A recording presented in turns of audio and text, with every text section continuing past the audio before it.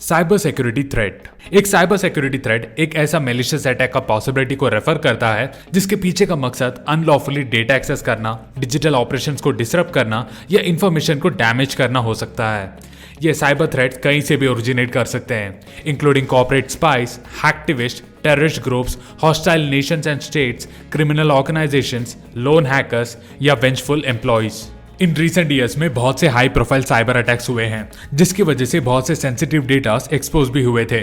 For example, अभी recently चल रहा पेगासस स्पाईवेयर केस को ही ले लो, जिसे 2019 में इजरायली एनएसओ ग्रुप ने बनाया था। इस स्पाईवेयर को यहाँ भारत के बहुत से ब्यूरोक्रेट्स और गवर्नमेंट ऑफिशियल्स के फोन और व्हाट्सएप कम्युनिकेशंस को ट्रैक करने के लिए इस्तेमाल किया गया है। इस स्पाईवेयर के डेटाबेस में बहुत से Indian ministers, opposition leaders, x election commissioners और जर्नलिस्ट के नंबर्स भी पाए गए हैं। अब ये सभी इंस्टेंसेस हमारे इंडियन पॉलिटिकल और गवर्नमेंटल स्ट्रक्चर को भी कंप्लीटली हिला दिया है और इसके चर्चे आप न्यूज में देख ही सकते हो।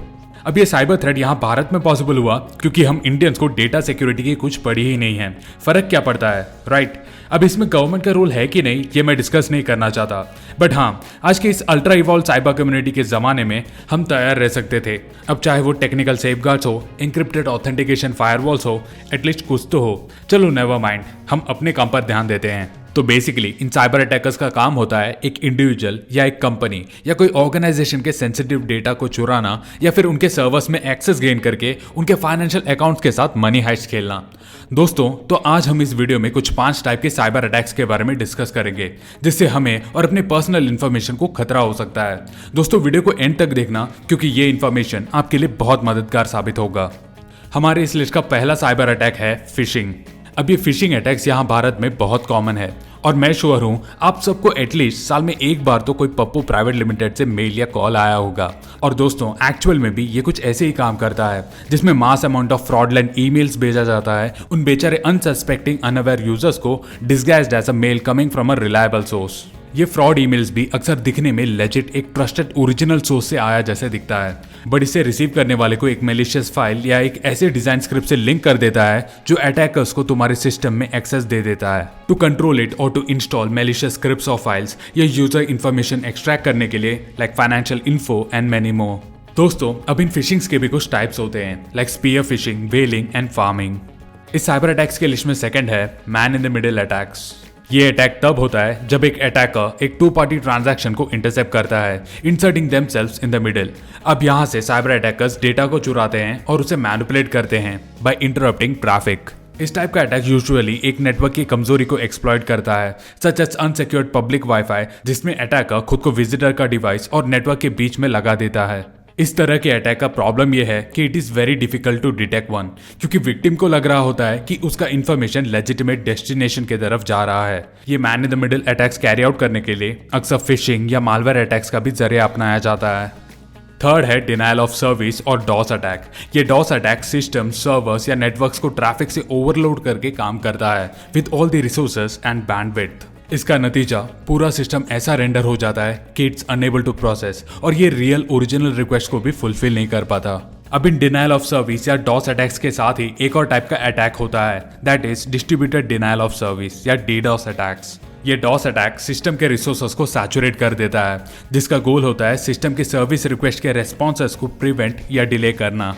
और उसी जगह ये डीडॉस अटैक को लॉन्च किया जाता है बहुत से इन्फेक्टेड मशीन से, जिसका गोल होता है achieving service denial and taking the system offline, जिसकी मदद से वो नेटवर्क या एनवायरनमेंट में एक और अटैक प्लान कर सकते हैं। The most common types of DOS and DDoS attacks are TCP/SYN flood attack, teardrop attack, Smurf attack, ping of death attack and botnets.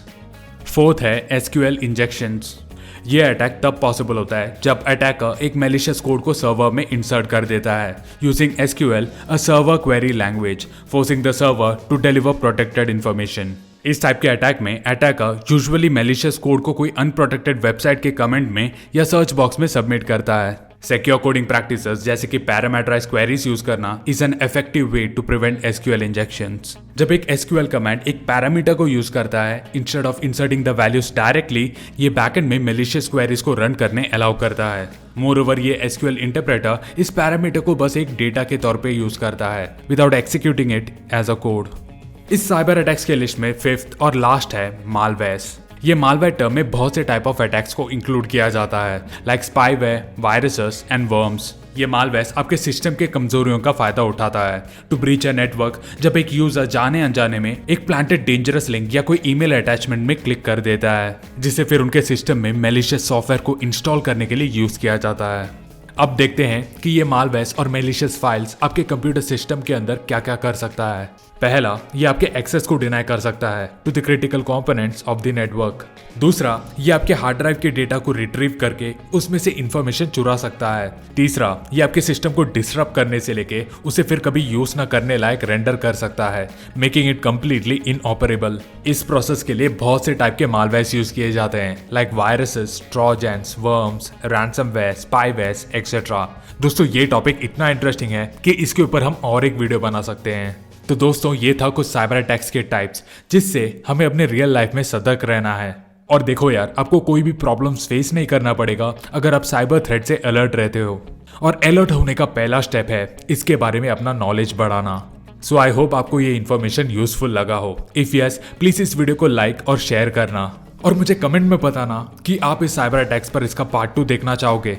और हाँ भाई, अगर चैनल में नए हो तो इसे सब्सक्राइब करना मत भूलना और पास रखे घंटे को भी प्रेस कर देना। So until I meet you next time with more such informative videos, bye from tech Baba.